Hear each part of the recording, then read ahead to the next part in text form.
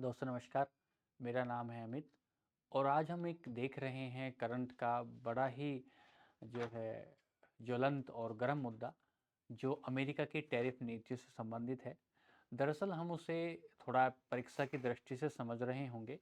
तो टैरिफ क्या होते हैं, टैरिफ कितने तरीके के होते हैं, अमेरिका ने हम पर टैरिफ क्यों लगाए हैं और हम पर टैरिफ लगाए हैं तो हम पर क्या प्रभाव उसका पड़ रहा है। तो आइए देखते हैं इस मुद्दे को क्या है। तो मुद्दे की अगर बात करें तो मुद्दा तो हम आप जान ही रहे हैं।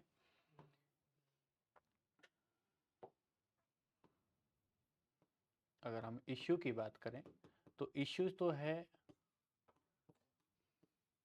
अमेरिका की टैरिफ, अमेरिका की टैरिफ नीति। इश्यू तो ये है, ठीक है। तो हम इसमें ये देख रहे होंगे, इस मुद्दे में हम ये समझेंगे।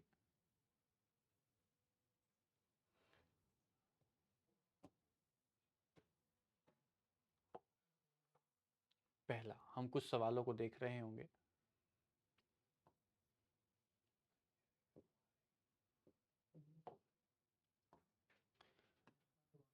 पहले सवाल में हम देखेंगे टैरिफ क्या होता है। ये जो टैरिफ है ये क्या है।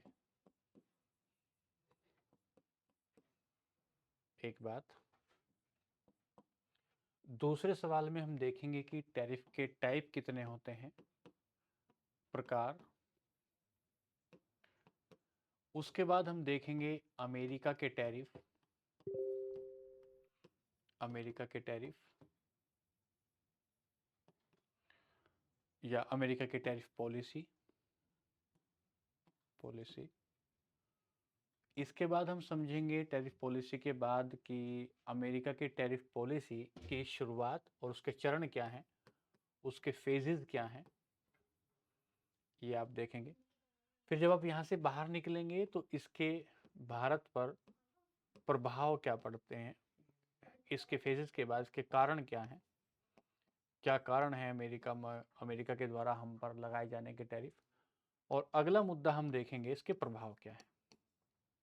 तो मुख्य रूप से तो हम कारण, प्रभाव और फेजेस की बात कर रहे होंगे, लेकिन इसके साथ ही हम एक बार ये भी देख लें कि टैरिफ होता क्या है, टैरिफ के टाइप क्या होते हैं और अमेरिका की टैरिफ पॉलिसी क्या है। ठीक है, तो आइए शुरू कर रहे हैं। तो हमने कहा सबसे पहली बात कि ये what is the definition of tariff, tariff आप किसे कहते हैं। तो हमने कहा दोस्तों, जब भी कोई विदेशी गवर्नमेंट या ऐसा कहें कि जब कोई स्थानीय सरकार, लोकल गवर्नमेंट, किसी विदेशी सरकार द्वारा लाए गए किसी सामान पर बॉर्डर पर ही कोई शुल्क लगा देती है, कोई टैक्स लगा देती है, तो उसे टैरिफ कहते हैं, टैरिफ कहते हैं।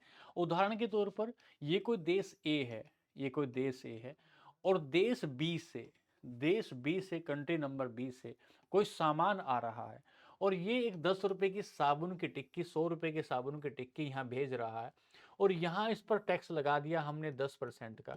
तो जैसे ही भीतर ये टिक्की जाएगी तो ये हो जाएगी 110 रुपए की। इस बात को हम टैरिफ कहते हैं।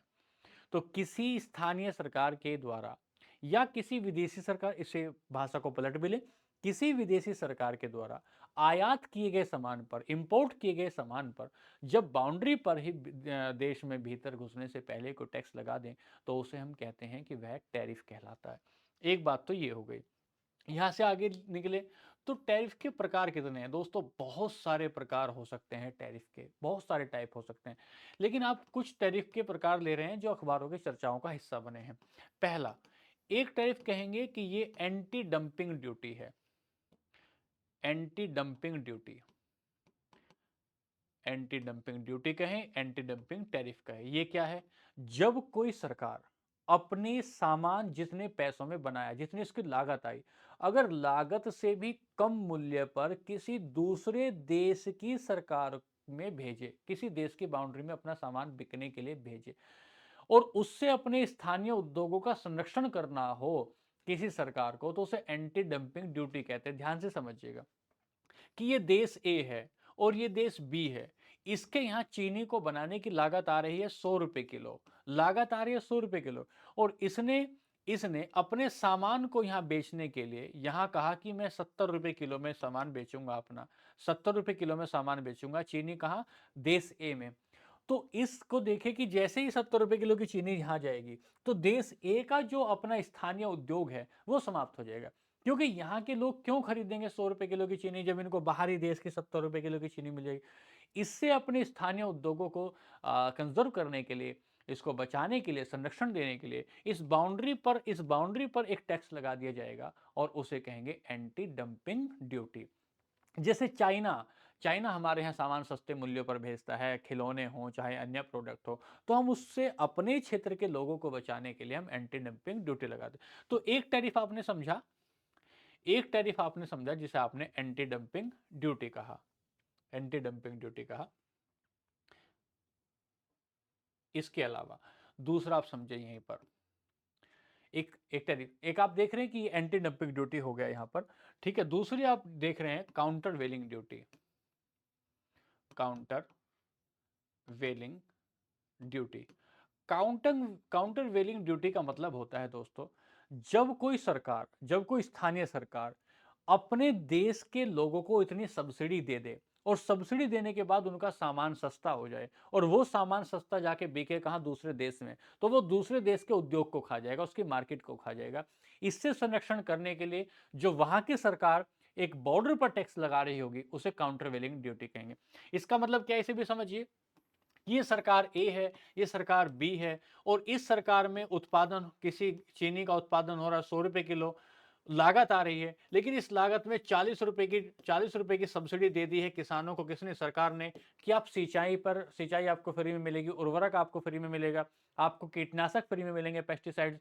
उसकी वजह से गन्ने पर जो लागत आ गई वो कम हो गई और चीनी बनी 60 रुपए किलो। इस 60 रुपए किलो की चीनी को जब ये यहाँ बेच रहा होगा तो यहाँ के उद्योगों की चीनी, एक के उद्योगों की चीनी को कोई क्यों खरीदेगा। इससे भी दूसरे देश के उद्योग को नुकसान होता है। इसे कहते हैं काउंटर वेलिंग ड्यूटी, ठीक है। तीसरी बात है कि इस तीसरा जो प्रकार है उसे कहते हैं retaliation duty. Retaliation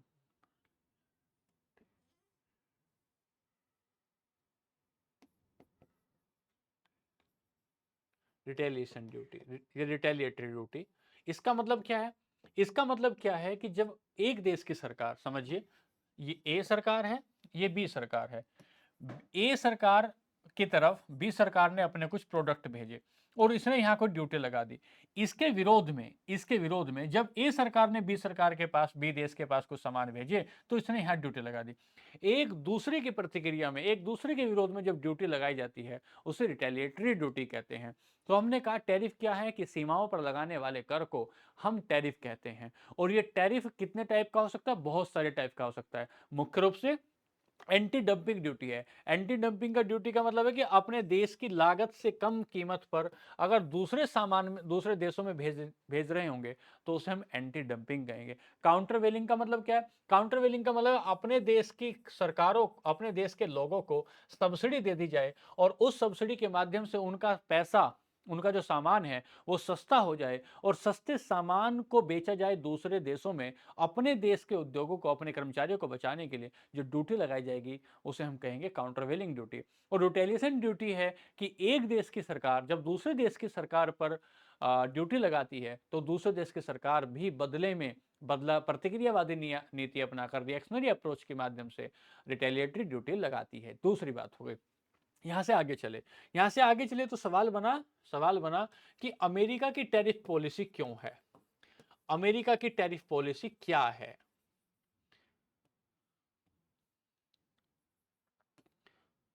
tariff policy क्या है। अमेरिका की टैरिफ पॉलिसी को आप कह सकते हैं कि ये टैरिफ पॉलिसी है प्रोटेक्शनिस्ट। इसको प्रोटेक्शनिस्ट बोलते हैं, इसको संरक्षणवादी कहते हैं। संरक्षणवादी का मतलब क्या है, संरक्षणवादी नीति का मतलब है, संरक्षणवादी टैरिफ नीति का मतलब है कि अपने देश के राष्ट्रवाद को जागृत करके, नेशनलिज्म को जागृत करके, अपने देश के कर्मचारियों को, अपने देश की भावनाओं को बचाए रखने के लिए हम दूसरे देश का विरोध करें।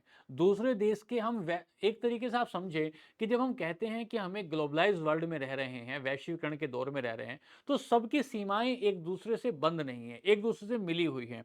लेकिन यदि हम अपने देश की इंडस्ट्री, अपने देश के कर्मचारियों, अपने देश की जनता को बचाने के लिए बाहरी देशों को से नाता तोड़ रहे होंगे या उन पर विभिन्न प्रकार के टैरिफ लगाकर विभिन्न तरह की बाध्यताएं लाद रहे होंगे, तो हम कहेंगे कि ये संरक्षणवादी नीति है। जब हम संरक्षणवादी नीति कहते हैं, इसका मतलब है कि ये वैश्वीकरण के खिलाफ है। ये एक तरीके का अति राष्ट्रवाद है, एक तरीके का प्रो नेशनलिज्म है। नेशनलिज्म से ऊपर की बात हो जाती है कि जब हमारा हमारा राष्ट्रवाद इतना हावी हो जाए, हम अपने देश के हित के बारे में इतना सोचने लगे कि हम दूसरे के हित को अपने सामने ले आए, आड़े ले आए, तो उसे हम कहते हैं कि अति राष्ट्रवाद है। तो अमेरिका की जो पॉलिसी है, टैरिफ पॉलिसी है, वो संरक्षणवादी नीति है। अब हम आते हैं कि अमेरिका ऐसी संरक्षणवादी नीति को क्यों अपनाता है भारत के खिलाफ। तो पहला, इसके क्या कारण है दोस्तों? इसके कारणों में पहला कारण देखेंगे तो भारत की रूस से निकटता जो है, भारत की रूस से निकटता। अब आप लगातार देख रहे हैं कि रूस और यूक्रेन का युद्ध हो रहा है और रूस और यूक्रेन के युद्ध में यूक्रेन का साथ दे रहा है अमेरिका, और वो चाहता है कि रूस की आर्थिक रीढ़ को तोड़ा जाए। उस आर्थिक रीढ़ को तोड़ने के लिए उसने चीन को धमकी दी, भारत को धमकी दी। वो उसने कहा कि आप रूस से तेल ना खरीदें, तेल नहीं खरीदेंगे तो रूस के पास पैसा कम जाएगा, पैसा कम जाएगा तो वो उसका इन्वेस्टमेंट उद्योगों पर, अपने आर्म पर, अपने सेना पर कम करेगा, और सेना पर अगर उसका निवेश कम हो जाएगा तो कहीं ना कहीं इस बात की बढ़त यूक्रेन को मिल जाएगी। लेकिन पिछले माह में हमने देखा, पिछले 1-2 महीने हम देख रहे हैं कि हमने ज़्यादातर जो आयात किया है तेल का, वो रूस से किया है। तो पहला तो है एक बात ये कि भारत की रूस की से निकटता हो रही है। दूसरी बात क्या है? दूसरी बात है व्यापार संतुलन, ट्रेड बैलेंस। व्यापार संतुलन की स्थिति क्या है कि भारत जो अमेरिका को सामान भेजता है, वो सामान भेजता है लगभग 84 अरब डॉलर का, और वहां से जो सामान मंगाता है, वो सामान मंगाता है लगभग 40 अरब डॉलर का। तो अंतर कितना हुआ? 44 अरब डॉलर का। तो ये जो 44 अरब डॉलर का अंतर हुआ ना दोस्तों, ये अंतर जो है चुभ रहा है डोनाल्ड ट्रंप को। वो चाहते हैं कि भारत के साथ मैं व्यापार घाटे की स्थिति में हूं, और व्यापार घाटे की स्थिति को कम करने के लिए, उसको बैलेंस करने के लिए हमें कुछ ऐसे टैरिफ लगा देने चाहिए। तो दूसरी घटना हो जाती है जिसे हम कह रहे होंगे किसकी? व्यापार संतुलन की। ठीक है, यहां से आगे चले तीसरी बात है, इसे हम कहते हैं दबाव की नीति है। टैरिफ के माध्यम से दबाव की नीति है। दबाव की नीति क्या है? दबाव की नीति में क्या चाहती है सरकार? सरकार चाहती है अमेरिका की कि जो रूस के साथ सैन्य समझौते कर रहे हैं, हम सामान तो खरीद रहे हैं रूस से, और सामान बेच रहे हैं अमेरिका को इससे फायदा नहीं हो रहा, वह हमारा कर्जदार हो रहा है। तो वह चाहता है कि सैन्य डील जो आप कर रहे हैं अमेरिका के साथ, वो अमेरिका से ना कर वो हमसे करिए, हमसे सामान खरीदिए। इस दबाव को बनाने के लिए डायरेक्टली नहीं कह के इनडायरेक्टली टैरिफ लगाए जा रहे हैं, ताकि टैरिफ से भारत जो है समझौता करने की स्थिति में आ जाए, एक तरीके से टेबल पर उसके सामने बात करने लगे टैरिफ के दबाव में आकर। तो दबाव की नीति भी टैरिफ को क्या करती है? प्रमोट करती है। अगली बात है आंतरिक जो राजनीति है, आंतरिक राजनीति जो इंटरनल पॉलिटिक्स है, कहा कि किसी भी देश की जो इंटरनल पॉलिटिक्स है, या हम अमेरिका की बात कर रहे हैं, वो अगर भारत विरोधी मुद्दा उठाएंगे अखबारों में, भारत विरोधी बात करेंगे ट्रंप, तो वहां की नौकरियों में ज्यादा रिप्रेजेंटेशन मिलेगा वहां के स्थानीय लोगों को। आप देख रहे हैं कि भारत के कई सारे सत्य नडेला हों, माइक्रोसॉफ्ट के जो सीईओ हों, वो भारत के कई सारे लोग, जिसे हम सुंदर पिचाई कहते हैं, कई सारे लोग भारत के ही लोग चले गए कहाँ? अमेरिका। और अमेरिका जाकर वहां उन्होंने बड़े बड़े पदों पर अपनी साख जमाई। भारत से ज्यादातर लोग अगर अमेरिका जाएंगे तो नौकरियां किसकी कम हो जाएंगी? नौकरी कम हो जाएंगी अमेरिका के लोगों की, वहां के स्थानीय लोगों पर इसका प्रभाव पड़ेगा। और जो भी राजनीतिक दल उस समय सत्ता में होगा, वहां की जनता उसके विपक्ष में विरोध या हड़ताल कर रही होगी। तो आंतरिक राजनीति को प्रमोट करने के, राजनीति को सही करने के लिए, उसको संतुलित करने के लिए भी कोशिश की जा रही है किसके? ताकि टैरिफ लगाया जाए। अगली बात हो रही है क्वाड की। क्वाड क्वाड्रिलेटरल डायलॉग मतलब चार देशों का एक समूह है। चार देशों का एक समूह है जिसमें जापान है, अमेरिका है, भारत है और ऑस्ट्रेलिया है। ये चारों देश मिलकर चाहते हैं कि हम चीन को दबोच लें। चीन पर को एक तरीके से जो इसकी इतनी बढ़ती हुई आर्थिक समृद्धि दर है, जो इकोनॉमिक ग्रोथ रेट है, उस पर एक तरीके से कब्जा करें। भारत क्योंकि चीन से भी लगभग 14% का, अपने व्यापार का 14% हिस्सा भारत जो है चीन से कर रहा है।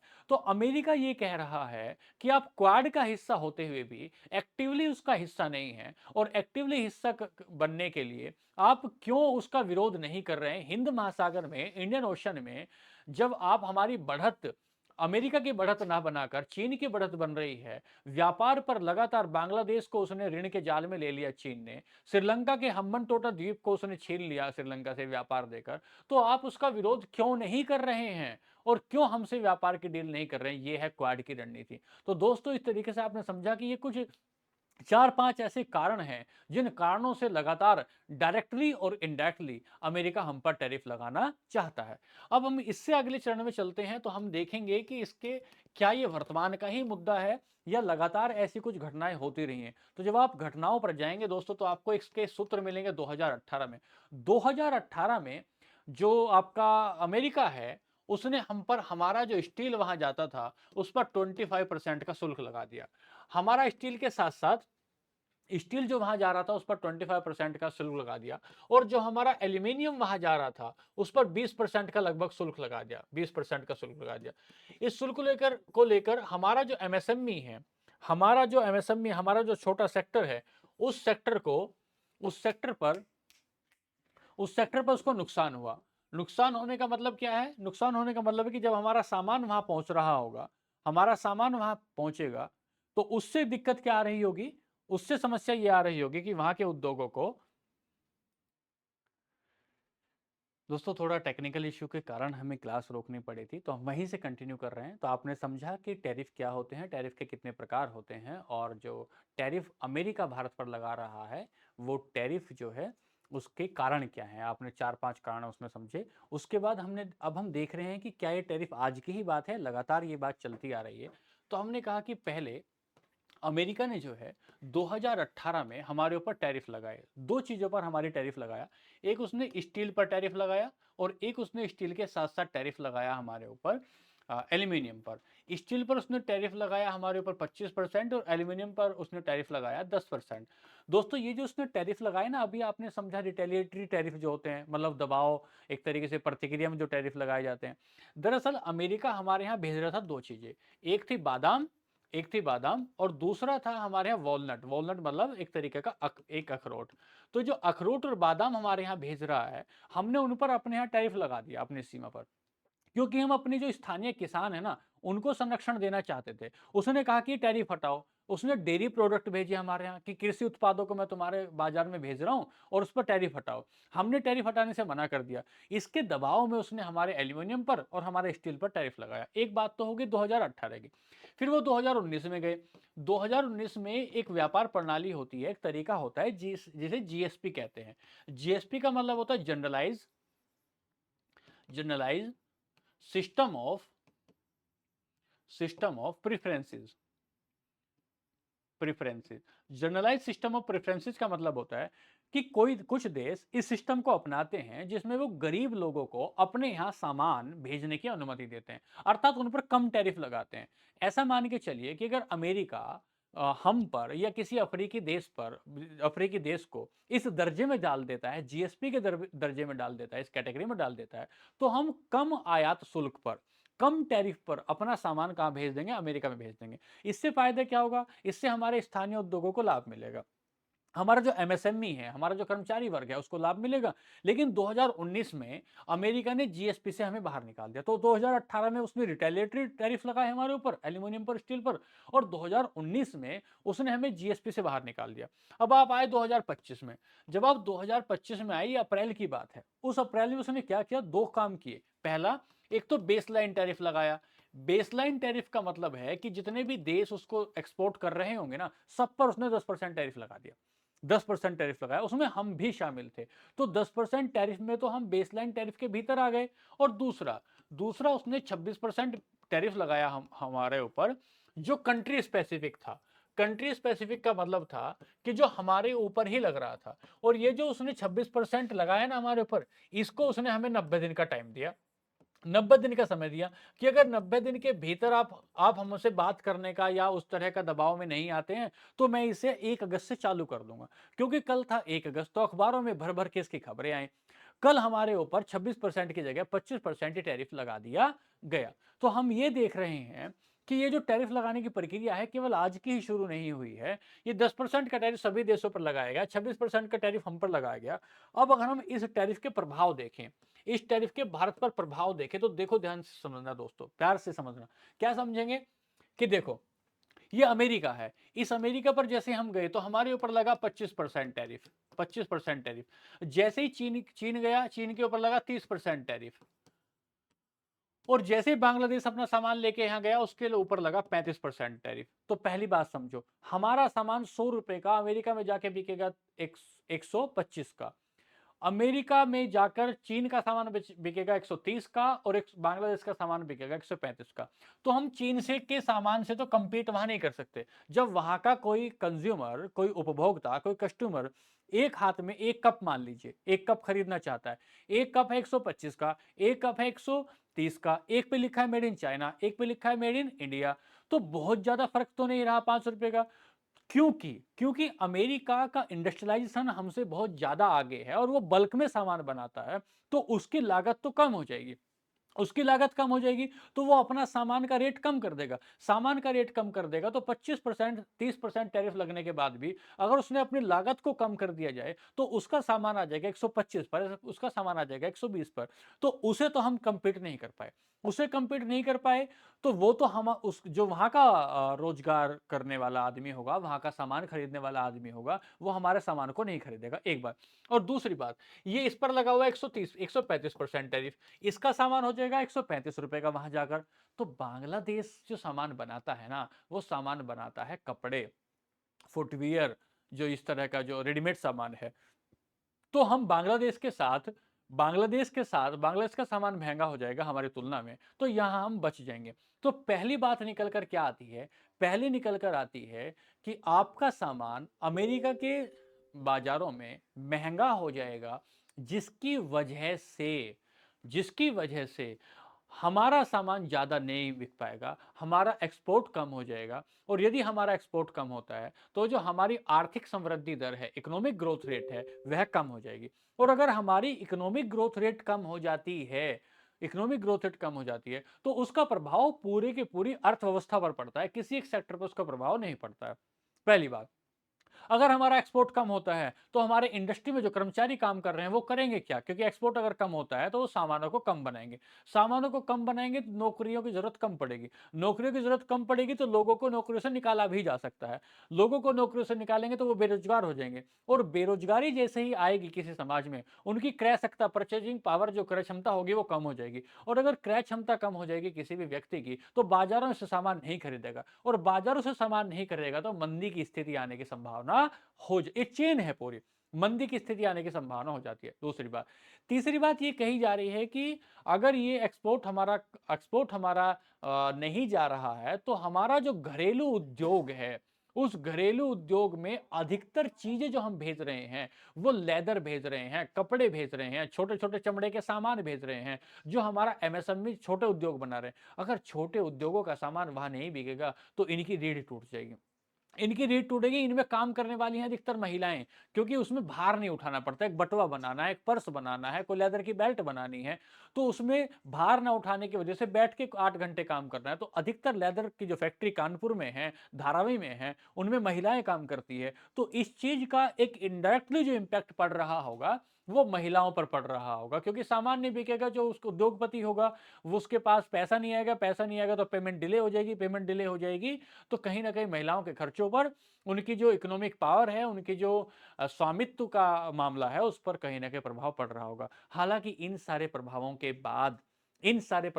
बाद ऐसा कुछ अर्थशास्त्री ऐसा कह रहे हैं कि भारत के पास इतना बड़ा बाजार है कि उससे एक्सपोर्ट पर प्रभाव नहीं पड़ेगा। तो आज की क्लास में आपने ये समझा है कि टैरिफ क्या होते हैं, और टैरिफ होने के साथ साथ उसके कितने प्रकार होते हैं, और प्रकार के बाद आपने समझा कि ये अमेरिका टैरिफ क्यों लगा रहा है, और उसके बाद आपने समझा टैरिफ लगाने के कितने चरण हैं। 2018 में उसने स्टील पर और एल्यूमीनियम पर लगाया, उसके बाद उसने जीएसपी से हमें बाहर कर दिया, उसके बाद 2025 में उसने 26% की घोषणा कर दी, 10% का उसने बेसलाइन टैरिफ लगाया, और फिर हमने देखा कि भारत पर इसके क्या प्रभाव हो सकते हैं। और अल्टीमेटली आप कह रहे हैं कि अभी देखना ये है कि जो टैरिफ हैं ये कितना कंटिन्यू रहते हैं और कितना लगातार इनमें आगे की घोषणाएं होंगी। तो उसी अपडेट के लिए जुड़े रहिए हमारे साथ, और फिर हम मिलेंगे किसी ऐसे ही ज्वलंत मुद्दे के को लेकर। तो आज के लिए नमस्कार।